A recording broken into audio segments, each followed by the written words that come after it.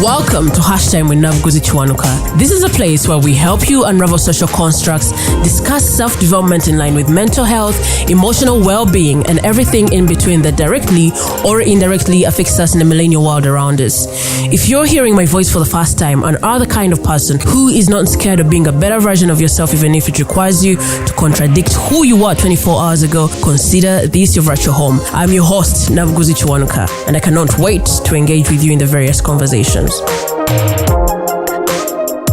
Now, to roll you back a bit to episode 126, you will hear me talking about nothing other than Thriveys.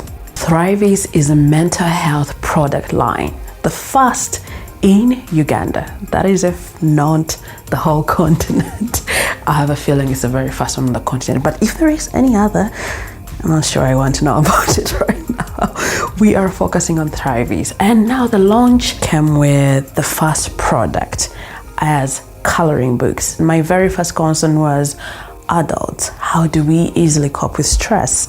How about we add color to our life? So coloring books are the ones that came first under the product line. So they are on the market, $25 for each copy. But there is something else for the kids, and it is strictly for the Christmas season. So if you have a child that you would like to gift a Christmas coloring book, this is where you go.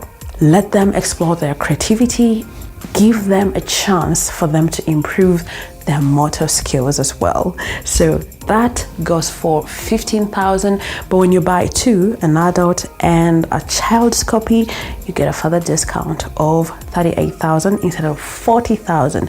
And if you buy two books, two adult coloring books, you take them away at $48,000 instead of $50,000. So yeah, let's jump into the episode. Now our guest is Chanda Mumbi. Chanda is one of those people that I managed to talk to during my visit in Zambia. And if you have listened to the whole podcast, you will realize that Chanda is the second Zambian on the podcast. So let's jump into the conversation. Hi, Chanda. Hi. Your name is Mumbi. Patience Mumbi Chanda. Yes. Hi. Hello. Welcome to the podcast. Thank you so much. I'm so excited to be here. The second Zambian on the podcast. Please introduce yourself. Okay. I'm Patience Mumbi Chanda. Professionally, I'm a trained journalist from the University of Zambia, but I currently work as an online content producer for an international NGO. Other than that, I am president and founder of a youth organization called Tonse Punzile. Called? Tonse Punzile. Tonse, as in Tonse. Everyone, Tonse. Nice. So this is Tonse Punzile. To Punzile. To Punzile. Education or learn. So let's all get educated, or let's all learn. We picked Tipunzile because it can mean education, it can mean to learn, right. And because we don't just focus on education, really. We believe learning also has to do with other aspects of life, like sexual reproductive health rights, civic education, technology. So we don't just focus on the classroom learning. Yeah. So Tonse Tipunzile, this is from a tribe called, is it Senga? Ambemba, so it's not really my tribe. I mix them. There's Senga and Chewa. You have forgotten your language. Oh my God. Yeah, so it means let's all get educated or let's all learn. Yeah. What brought you to this space? First, to the beat of journalism. Is it something that interested you from childhood, or was there something different that you loved as a kid? So here's a funny story. I used to watch the news as a kid. Yes. As a kid. But you were boring. Sorry to say. Wait. The story continues. Not because I was interested in the news, but because I would be observing the caster. So when the news is done, I would be there imitating what the caster was doing. So I remember this one time because I started school very early. I think my mom says I was 2 because I spoke very early. And when I saw most of my friends going to school, I'd tag along. So this one time, one of my teachers, like, we're going to have a careers day. Then she said, she was giving everybody a career. Then she came to me and said, "You're going to be a journalist." Then I was really upset. How old was that? I was like, how old were you at? I think I was like 3 or 4. Then she said, you are a journalist, so tomorrow you're going to be a journalist. I was really upset because I wanted her to ask me, like she was doing with everybody else, and with some because she was speaking their strengths. Oh, like, you like nursing your friends, so tomorrow you're going to be a nurse. So I went home and told my mom, I'm like, guess what? My teacher said, I'm a journalist. My mom laughed. I got more angry. I'm like, why is this woman laughing? Then I went to tell my grandma. I'm like, my teacher said I should be a journalist tomorrow. You know, I always wanted to be a newscaster. Then she's laughing and Because I was actually wanting to ask you. I had no idea. I wanted to ask you if you understood the word journalist. Exactly. So I had no idea who a journalist was. For me, I just wanted to be a newscaster. So she started explaining, and then that's when I got the word and said, oh, okay, so when I grew up, I want to be a journalist. And then for my teacher, she said, because of my personality, I loved standing in front of the class, telling them about the news, how somebody was presenting the news, this program I watched on TV. So the interest started when I was really young, and I grew up with it. I think I had been consistent at every stage of my life. Everywhere I went, I wanted to be a journalist. I was in the journalism club, the press club. I remember in primary school, I was the only member in that club with like babies and would pretend to. Okay, with babies, that's going to be like, hey, what were you doing alone in the club? People didn't know what press was. So it started from there. Like, it's been a long journey. And just a bit about this journey also. I remember at a very young age telling people to say, I'm going to be on TV before I'm 18. And then like, what are you going to be doing on TV? So this one time I was watching TV, then I saw Kids TV. I think that was the first ever kids program in Zambia. And I'm like, you know what? I'm going to be like those kids one day. But then unfortunately by then I didn't really have an opportunity because of the area I grew up in. Right. I really grew up like in a shanty area. And then years later, one of my favorite TV stations then, Movie TV, also introduced a similar program, but they were calling it the Kids and Teens Show. So I never missed an episode of that show. Everybody knew when it's Saturday at 11 a.m., I would be seated watching the Kids and Teens Show. And I would like text them, ask them, compliment them. Then one day I'm just like, how does one become part of your program? You guys are always telling me, we see you, we read your messages. How do I become part of the program? Right. So at that point, I was told, oh, you should come for auditions. We're going to have international day of broadcasting. I was like 13. So I went for these auditions. I passed. And then I met this guy who was saying, oh, I'm going to be your producer. So there's a show that you're going to present. Come ready next Saturday. And then he was like, you're going to be part of the Kids and Teens Show, observe what happens and everything off the screen. Then I went, I'm more excited. He got my number. So now when I got home, he sends me a message and I'm more excited. And then before I could read the message, I'm telling my mom, you know, the producer sent me a message. Let's read it together. Then he was telling me, I like you. I would like to date you, but don't tell your friend. And I'm only 13. So my mom just said, you are never going back again. But that didn't stop me. So that was in February. Later on in October, the same year, 2010, I just went on with my friend. I'm like, you know what? Whether anybody likes it or not, I'm going to be part of this show before the end of this year. So we made an appointment with the producer. Again, my mom didn't allow me. The exact producer. Yes, now this is the actual producer. Again, my mom didn't allow me.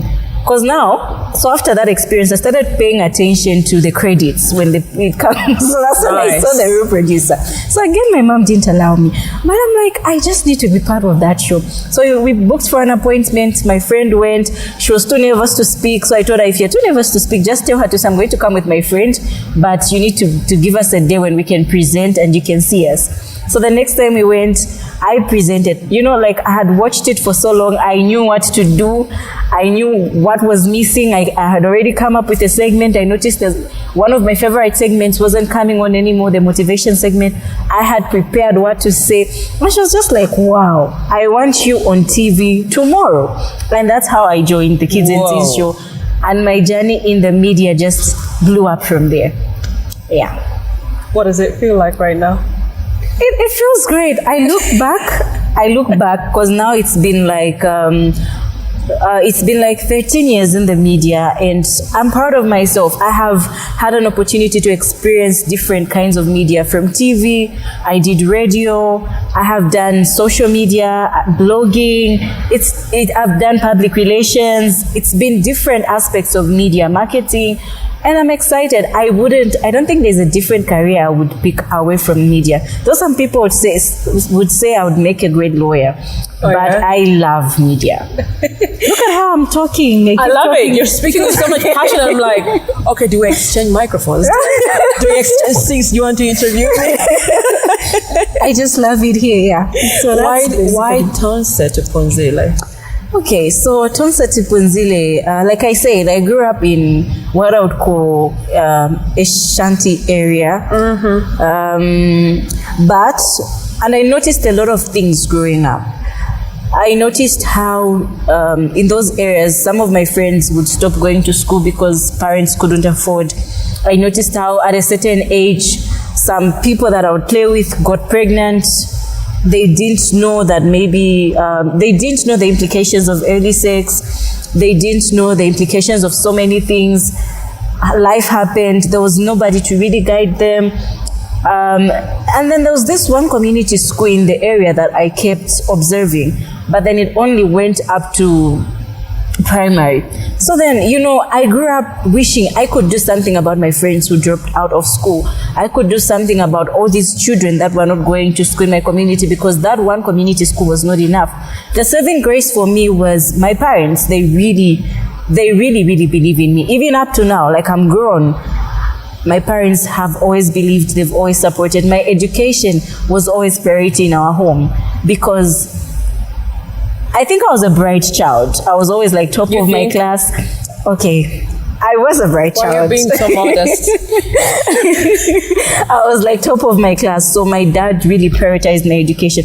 But that didn't happen with other children. So I thought, what can I do? I can't do it for my friends who already missed that opportunity. But what about these other children in this same community that I can help? You know, if you want to change something, I believe you need to do something about it.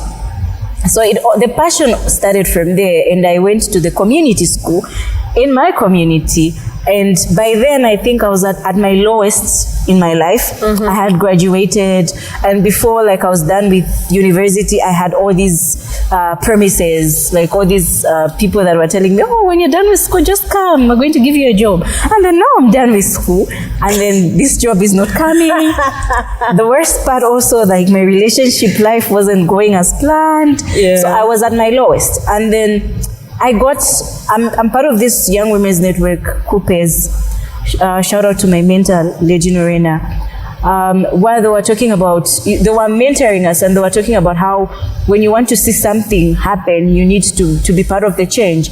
And I wanted to give meaning to my life at that point, because I thought it had no meaning. So I said, oh, okay, my life is not going the direction that I want, but what can I do to give meaning to somebody else's life? Oh, nice. So I went to this community school. I proposed, I asked them some of the needs they had. I had no money, by the way, and they shared some of the needs, because in my mind I was like, okay, even if it's not going to be something that I can give, I can't give them money, but there's something obviously I can help with. So they shared the challenges they had, and then one of the major challenges they were facing was the school was on the open, so people would go in and steal some school stuff, and then also they could dump garbage there because it was just on the open.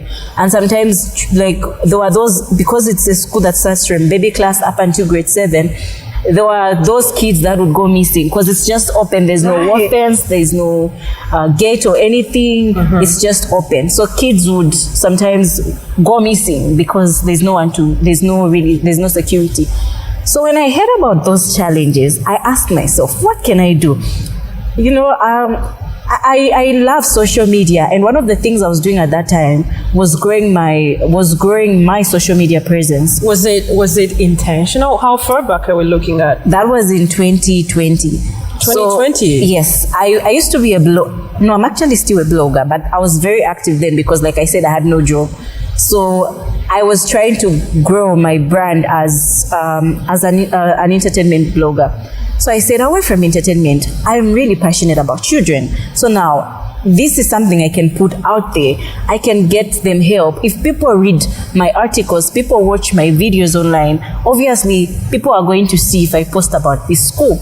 So then I said, I work with different artists and different promoters. Why not collaborate and come up with a fundraising activity to help the children? So when I started posting about that fundraising activity, one of my classmates who was working on a certain promotion that Dato was putting up reached out and said, you know what, I think you could ask this school to sign up for this competition that Dato is doing. Then I reached out to the school and said, no, none of us is actually on social media. We don't even know how to go about it. I said, oh, okay, cool. I am going to do it for you. So I entered the school into this Dato competition, and I was asking my friends to, I think it had something to do with whenever you buy products, you enter the name of the school, the codes, blah, blah, blah, things like that. Uh-huh. So I kept asking my friends and people online to do that. Before I knew it, we had won the competition and people actually started joining. So for me, it was something that I wanted to take on individually, but people started joining and wanted to be part to see how they can help. So that's how we came up with the name. I was actually going to ask you, did you have a name already? No. Joining. Yes, so that's how we came up with a name.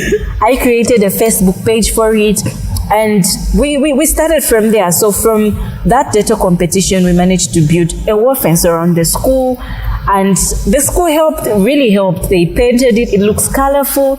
We have pictures on our Facebook.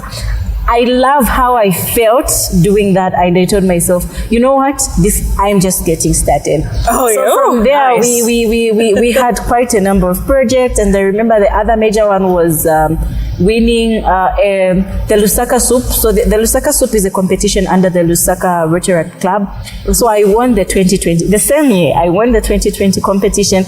My proposal was to renovate some classrooms at the same community school because I wanted to start from my community. Yeah. So I pitched my idea. People voted for me. The support was really overwhelming.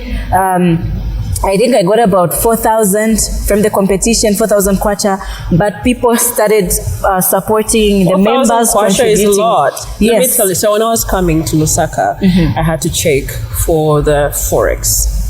And I was shocked. 100,000 is like 526 here. And I was like, what kind of disrespect is this? How do I have 100,000 and these guys have 526? We rebased our kwacha. Someone was telling me about that and I didn't understand it. I think I need to learn how this thing works. We rebased our kwacha because I think it would have been like 526,000 if it was the old kwacha. Ooh, yeah, but we rebased our kwacha, so now it's just 526, and I'm glad we did though. It's embarrassing, man. It was like, it's Uganda a country.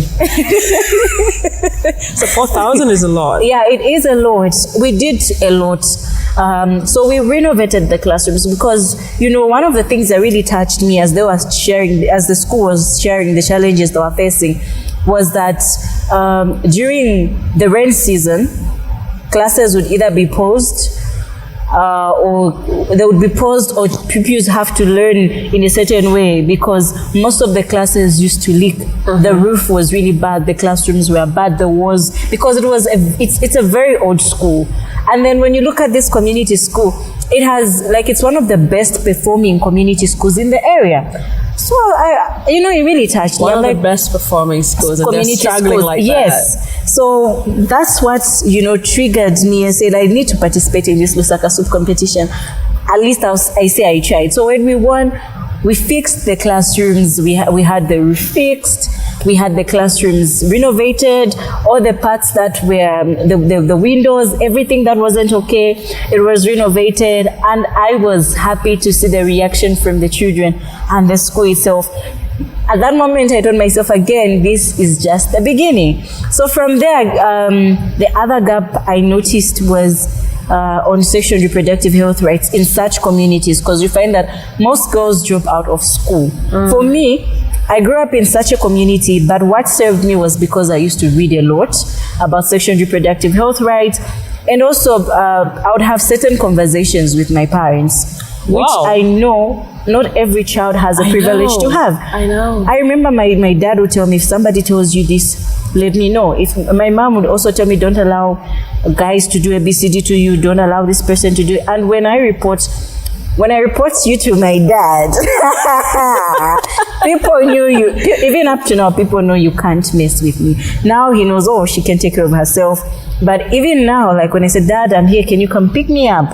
Dad, he will definitely show up. That's the kind of man that raised me. So I knew not everybody had that privilege to have conversations, to read about sexual and reproductive health rights. So we started having these conversations in schools and community schools as well. I mean, in community schools and orphanages.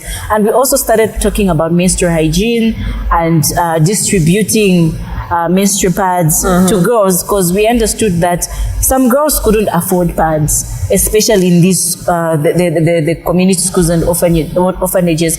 So we started distributing these items just so that we could support. It's not something that is too big, but you know, there's never such thing as a small thing. That's what I believe. Yeah. And I know this, I don't know if it's too soon for me to be asking you this question. It's 3 years, I would imagine, 3 years of your work with Tonse. Yes. And what has been the most, I don't even know, have you already answered this question? What has been the most fulfilling project that you have done? Is it the one of the very first one, or is it the second one? Wow, I think for me it was the first one. We've done other projects and I'll share about them later on.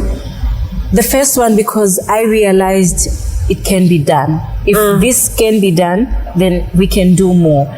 And I realized once you just put your mind to something, once I put my mind to something, there's a whole lot of people out there who can believe in me. All I need to do is prove myself. Right. And I think with that first project, I proved myself. The team that I was working with also proved itself, because we were trusted with money, and we were able to add on to what we were given, and we were held to account for it, and we presented our budgets, our receipts, and everything accordingly, our reports accordingly. So for me, I think the first project was really fulfilling. And recently, we did another project where we supported the construction of two classroom blocks at another community school.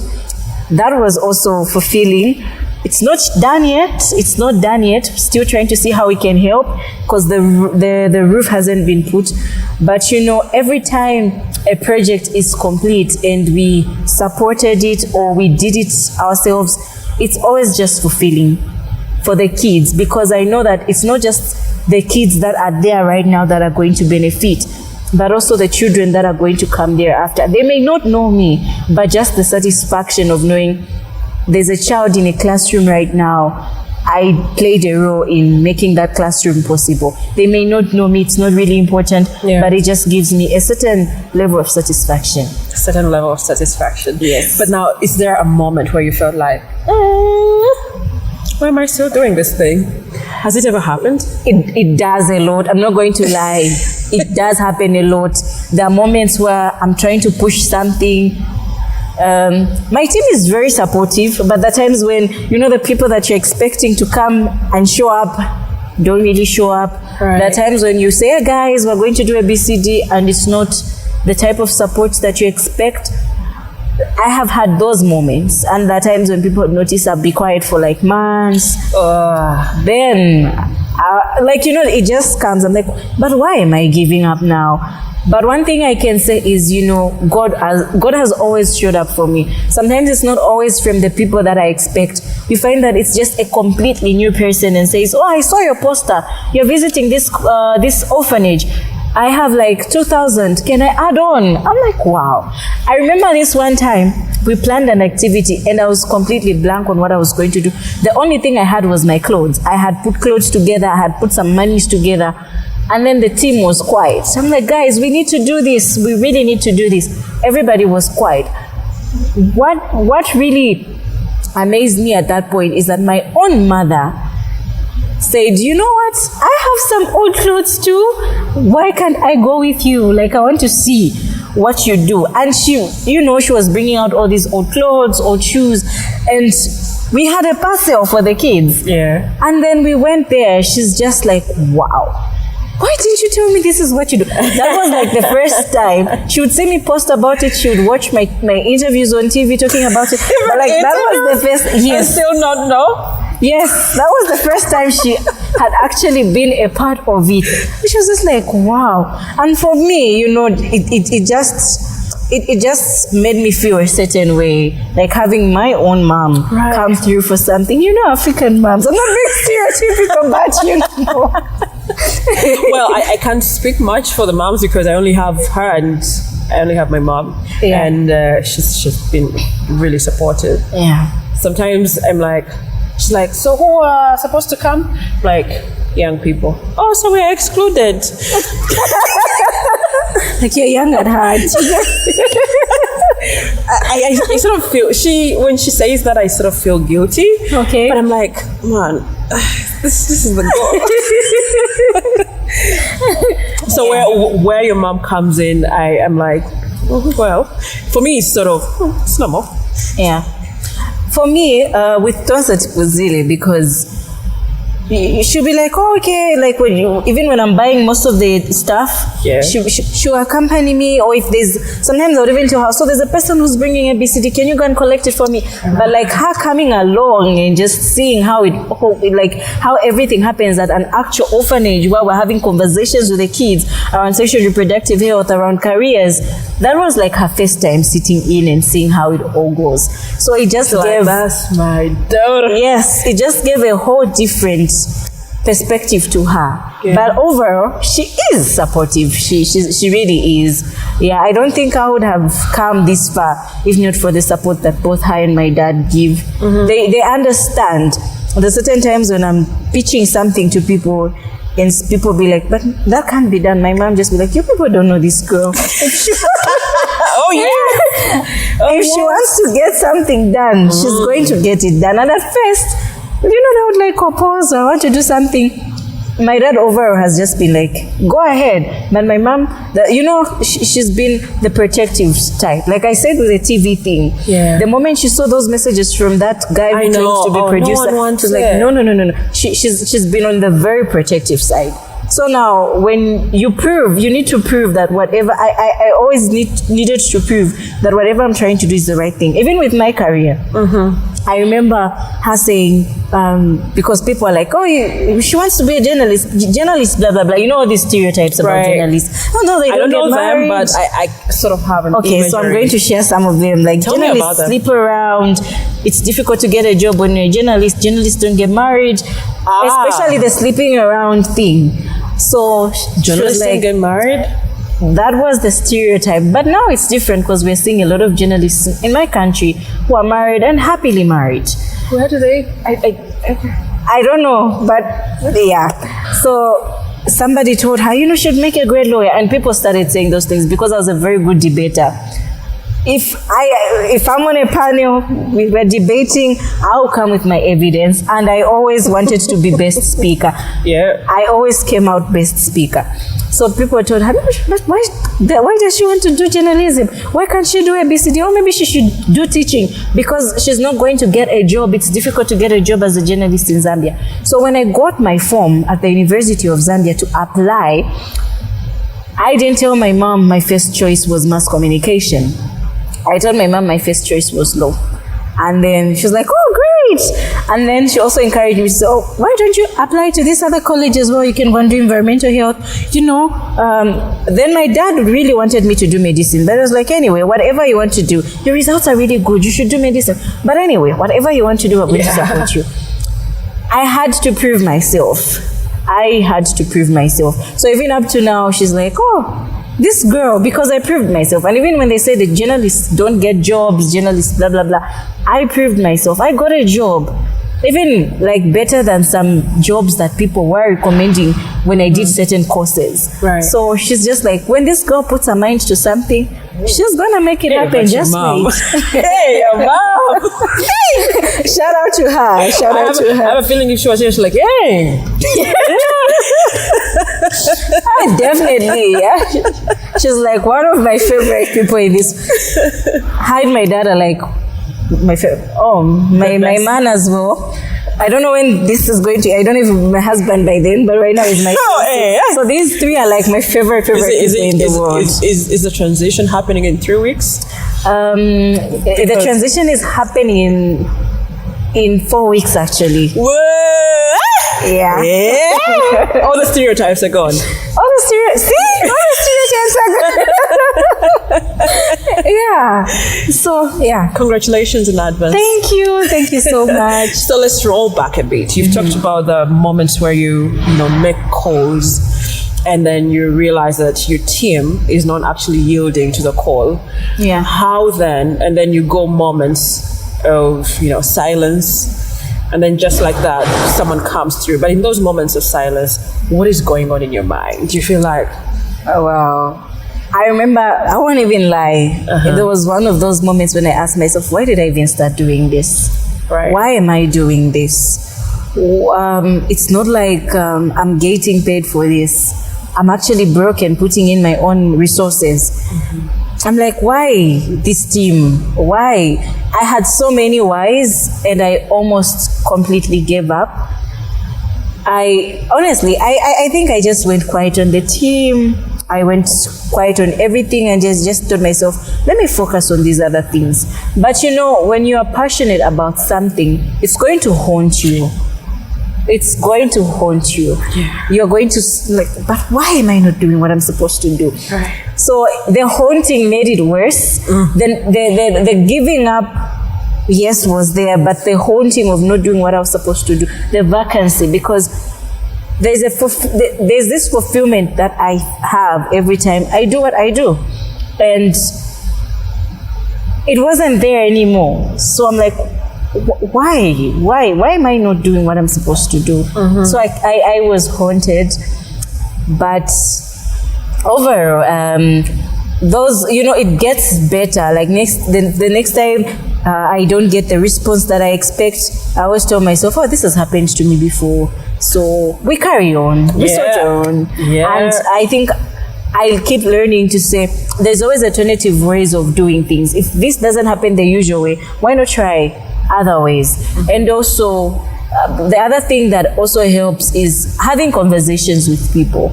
Like if I'm struggling with something, I have conversations with people. So this is what I'm struggling with. You've done ABCD before. How do I go around this? And they've really helped. Yeah. Because I was actually going to ask you, is there a moment where you get interactive with your team and ask them, it may not be the whole team, but rather person to person and find out, are you actually struggling? Because I've noticed, I also have something going on, but this is your moment to shine. And you can make a communication and no one responds, and like, what's going on? I don't have energy. Whether those kids go to school or not, I'm not their mother. And then you're like, how will the kids feel? Exactly. But then you get to realize when you start having these personal conversations with them, you realize they're struggling. Some of them went out of their jobs. You're like, oh,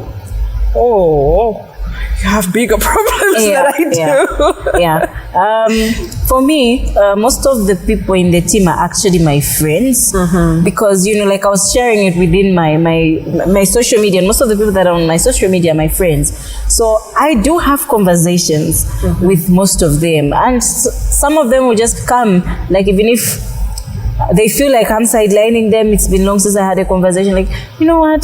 It's been long, but I feel like I should tell you. You may notice that I've been quiet in the group, but I'm going through ABCD, and we'll talk through away from the group. So the other thing that I do, I don't know if it's a hobby or I love talking to people about their problems. I've always had this thing, like having conversations with people about their problems. Sometimes even elderly people, sometimes even married people. Yeah. So I find pleasure in having conversations with people, even if you don't need my advice, but I just want to listen to you. Right. So even with the team, since most of them are my friends, they know that side of me to say, oh, I can talk to her about this. I can talk to her about that. So they would, I think most of them find it, those that really know me, they find it easy to just open up and say, hey, I'm going through this. Some of them even relationship issues, and would laugh about it. Like, oh, that girl dumped you again, and we're joking about it. Some of them it's school, because most of them are students. They would open up, oh, I'm having exams this time of the month. And I always encourage communication. In every meeting, I always encourage communication. Like, guys, if you can't say it in the group, I am always available. And I can say most of them do really reach out. I've had personal conversations with with all the members. And I know what this person is up to, this other person is up to. And sometimes even if this person doesn't show up in a meeting, I know to say, oh, they're obviously going through this. Oh, this person, they did mention they have exams, so they're not probably going to show up. So we can do a BCD without them. So my podcast is mostly about normalizing conversations on mental health, and mostly for that, a platform for the African millennials. So every time I expand to other countries, I'm like, yeah, that is the goal. It is the goal. Expansion into the other African countries is what I want for the podcast. Nice. And now I want to throw it to you. I don't know, how do I pose the question? Is there a moment where you've had conversations on mental health? Whether, let me say, on mainstream media or just having conversations with your friends? I do have a lot of conversations with friends on mental health. Like I said, I like listening to people. When could it have been the first time you heard about it? Mental health itself. I don't even remember. But were you an adult already? I think so. But conversations, I don't know how and why. Like, I've just grown up to be this person, somebody people would feel comfortable to talk to. I think it's also one of the reasons that added to me becoming a journalist, because people were always comfortable to talk to me. I always knew what was going on in people's lives. But earlier on in my life, I used to use that information in a wrong way. I'd be like, you want to do this to me, but I know about what you did, so and people would still come back and trust me with the information. But as I grew older, and also it depended on the kind of relationship I have with somebody. Right. So there are times when even if you wrong me, but if we're close like that, I'll just be like, okay. But there's certain people I'm like, you're treating me like this, you're talking to me like that. Remember what you told me the other day. Oh my goodness. So as I grew older, I realized, this is actually a gift, that people are able to trust me with their secrets, they're able to trust me with their stories. It's actually a gift. So it's conversations that I've been having with people for a very long time. But I only realized, there's mental health, there's ABCD. I think most of these conversations, I realized what mental health is when I was in university. That's when I started reading about it, knowing about it. Then I'm like, so because, you'd think mental health is just somebody picking papers on the street. But then when I started reading about it, that's when I realized what it really is, and that different people go through different things. And for me, I always used to tag myself as a happy child, because I've always been a hyper person. And I told myself I would never have my lows. I'm always hyper. I mean, relationships, school was going out great for me. I would struggle to get certain things, but I always got what I wanted. Maybe not at the time that I want, but I would push till I got it. So for me, I'm like, I had that mind to say I got it all together, up until I almost got depressed. I think I experienced depression.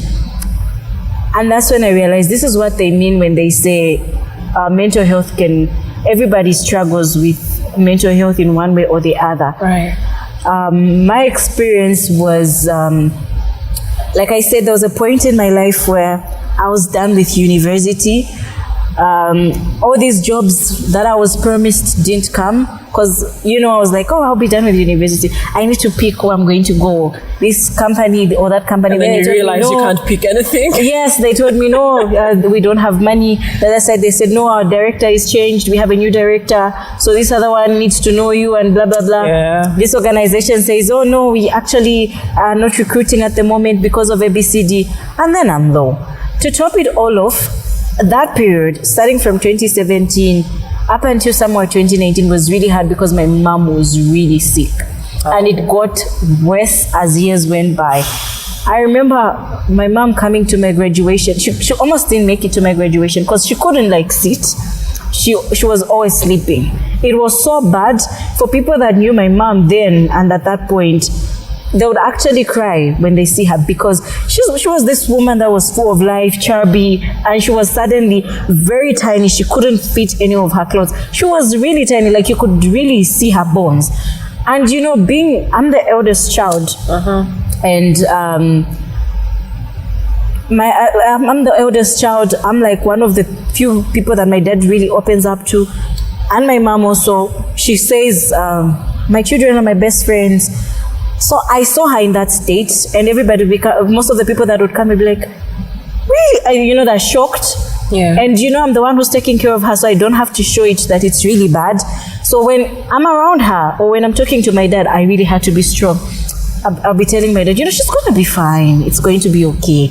But I'm looking at her, and every night before I go to bed, I'm asking God to say, is she really going to be okay? Is she really going to be okay? How much did you cry in that period? I cried, I don't know how many nights. I cried myself, and I didn't also want to show my weakness to my siblings because I'm the eldest, so they can't see that it's that bad. And there are people that would literally talk like my mom was already dead.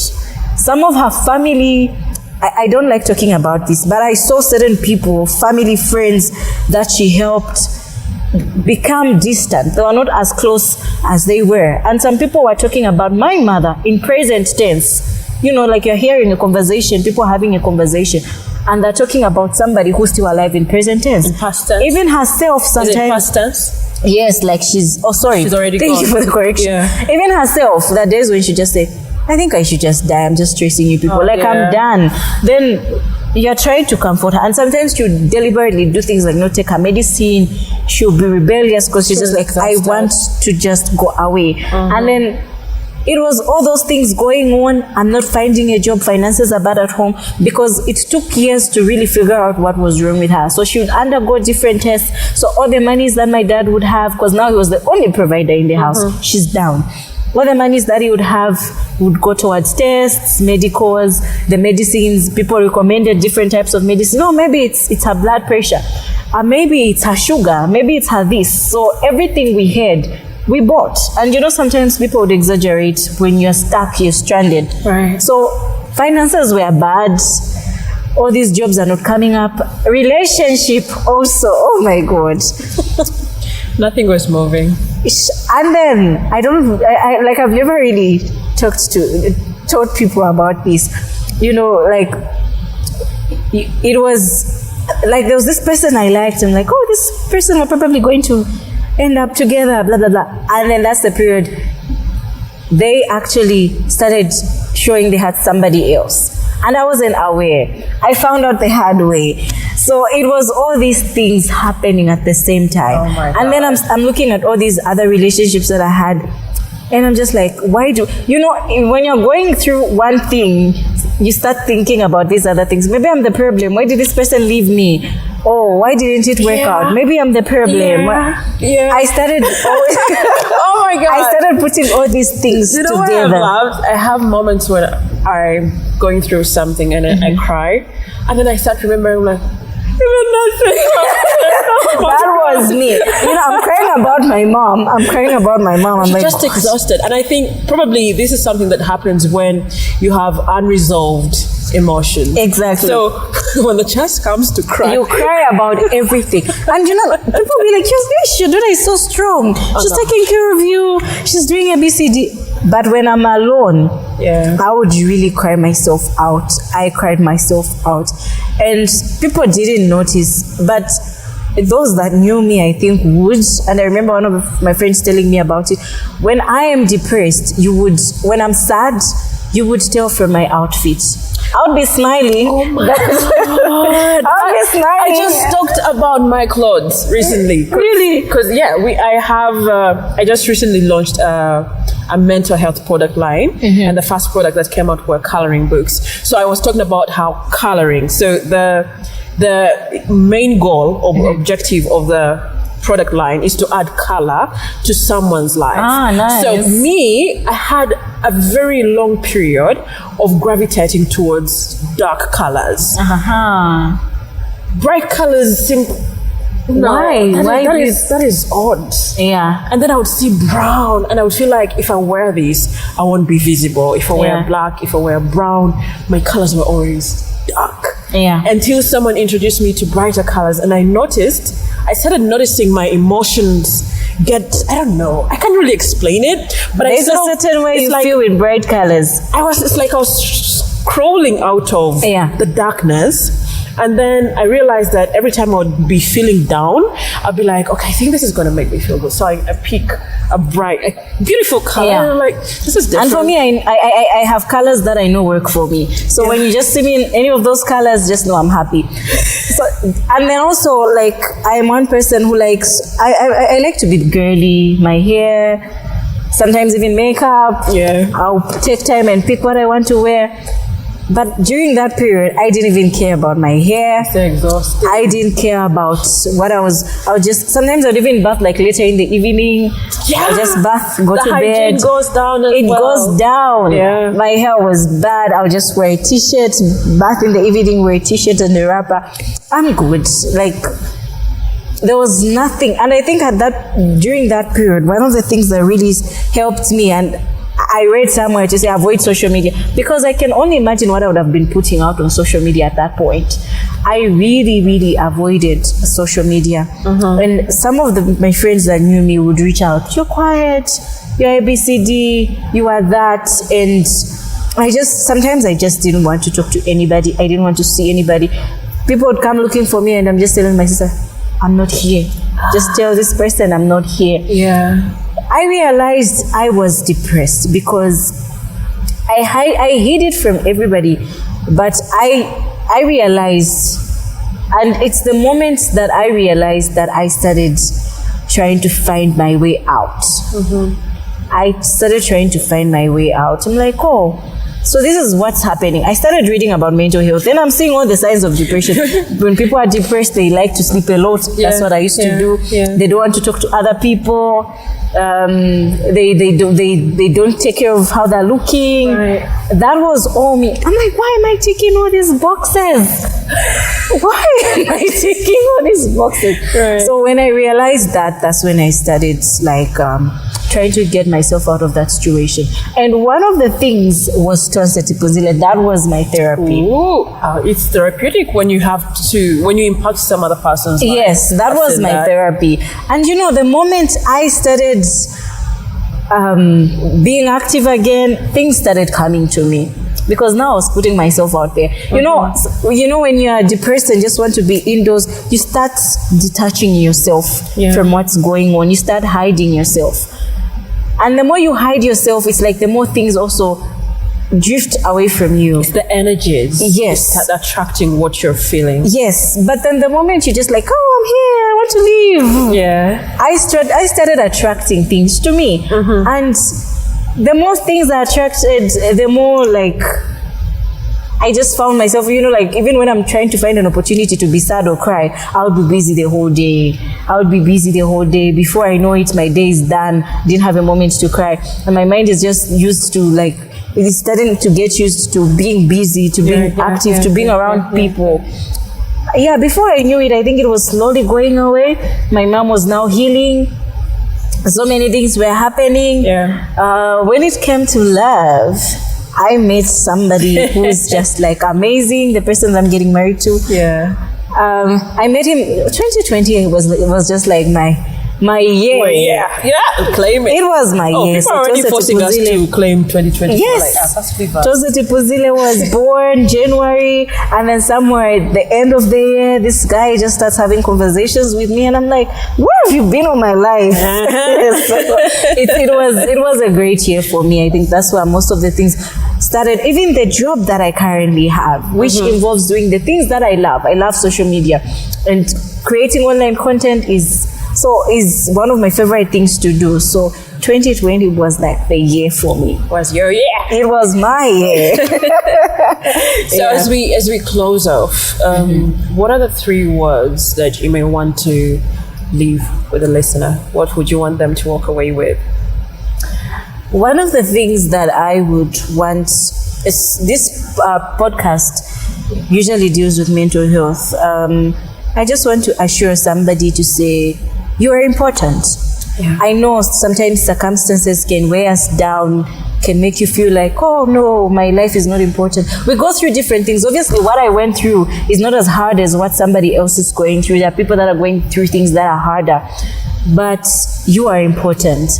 And if you can't find meaning within yourself, what is that one thing that you're passionate about that you can do that could give meaning to somebody else? For me, that's what helped me. I told myself, I can't find meaning. I'm blogging, I'm doing all these things, but I still feel depressed. But the moment I stepped out and started doing what I was passionate about, and that's children, helping children, spending time with them, and trying to make a difference in their education and in their lives, it healed me. Yeah. So what is that one thing that you tell yourself, oh, okay, I don't like seeing this, I don't like seeing that. Maybe it's the environment. You don't like seeing certain things in the environment. You could start from there. You could start from there, the environment. You could start with whatever you love, whatever you'd like to make a difference on or in. That's what worked for me. Maybe that could also work for you. So you are important.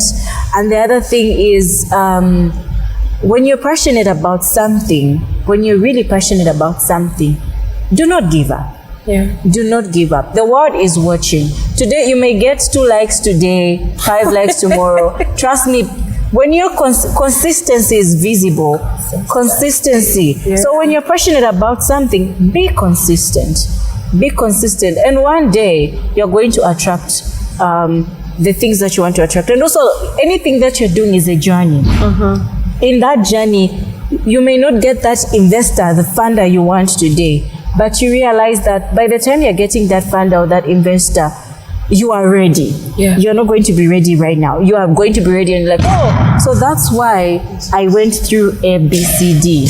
Oh, that's one of the things. So believe you are important. When you're passionate about something, be consistent, and also just be positive. Even when everything around you just seems negative, the moment you start being positive, you start attracting positivity. I'm just learning about energies. Yeah. I just got to learn about it this year, and I'm like, wait, because there's a friend of mine who talked about energies, because there was a day, everything seemed to be going south. I'll tell him like, why is this guy doing this? Now, I don't remember so many of the things that were happening, but the major highlight for that day was I was talking to my friend on the phone, and I looked outside my window, and I saw my Getman standing in the chair instead of sitting in it. And I was like, so why is he standing in the chair? I was like, what's going on with this day? And then she was like, it's the energies. But the way how she said it, I was like, what is that? It sounds like the Zen things, the Japanese or Chinese things, energies. Yeah. But now I just gotten to learn about energies, and I'm like, oh my God, this makes sense. It's really true. Yeah. That's why for me, people just assume, oh, she's always happy. Yes, I'm usually happy, and I'm usually hyper. It's rare that you'd find me in a corner looking sad or upset. Yeah. It's rare because I believe in positivity. I am usually positive. Even when I'm upset, like people that really know me, like my mom, my partner, they know that I'm not going to be upset for like the whole day. I'm just going to like maybe be upset for a few hours. But the people that have known me for years and have never really seen me upset, because I believe in positive energy. Go into a room, be positive, be smiley. The moment people see you being positive, that's what you're going to attract. You're going to attract happy people. You're going to attract positive conversations. Even friends. If you are always complaining, you're going to attract friends that like to complain, so that you guys can be complaining to each other. But if you attract people that just want to be happy, like, hey, can we do this? You're going to attract friends that are happy, because you're also a happy soul. So be positive. Life happens to everyone. Growing up is hard. Oh my God, life happens to everyone in different ways. We are all going through something. Some people never talk about it. Not to undermine what anybody is going through, but everybody is going through some things. Some people just never talk about it. Just be positive. Right. Positivity all the time. Just smile. Show up. Even when you don't feel like it, you know that people that just because today I'm feeling depressed, I'm not going to go forward. Let me tell you something. There are days. Oh my God. There are some days that come and they're really hard on me. And for some reason, it happens on Tuesdays. Tuesdays are really tight on me because that's when I'm editing. I'm doing final touches for the upcoming episode. So I've found myself in many moments where I'm feeling like, shit, you know? And then I'm like, but I have a podcast to edit. And then I'm like, I have to show up for it. And you know, sometimes, I don't know if it's just me or you find that sometimes when you're about to do something major, that's when the negative energy comes in. It start making you feel low. That's where you need to show up. I've had days when I don't feel like going for work, or I've had days when I don't feel like, maybe we should postpone this Tipuzile activity. Right. Then I do something, and then a certain media house just goes and says, oh, we want to cover whatever you're going to do. Or somebody just says, oh, are you going today? Can I come along? I have like these clothes that I also want. I'm like, so this is why I was feeling a certain type of way. So in most cases, when you are feeling like not doing something, there's probably something that is going to come, something good that is going to come out of that. Thank you so much. Thank you for having me. Oh, child. When she said that consistency is visible, I knew what she was talking about. I knew what she was talking about. And I do not want to create a whole episode after an episode. But I really knew what she was talking about. And as we come to the end of this season, please, I'm asking you to add consistency to your New Year resolutions. We have one more episode left for the season, but it's never too late. I'm already prepping myself for season 5. So who are you not to add consistency to your New Year resolutions? Thank you so much for sitting in to the very end with us. And if you loved this episode, much as we are coming to the end of the season, please hit the subscribe button and listen to all the other episodes that you may have missed out on. Also, feel free to share your insights about what connected with you on social media, and be sure to tag us. We are at #time with Nabguzichwanka on Facebook and Instagram, and on X our handle is at HTNK Podcast, or you can use the hashtag HTNK Session. We shall be very happy to hear from you. I look forward to seeing you in the very last episode of this season. But until then, remember that consistency is visible.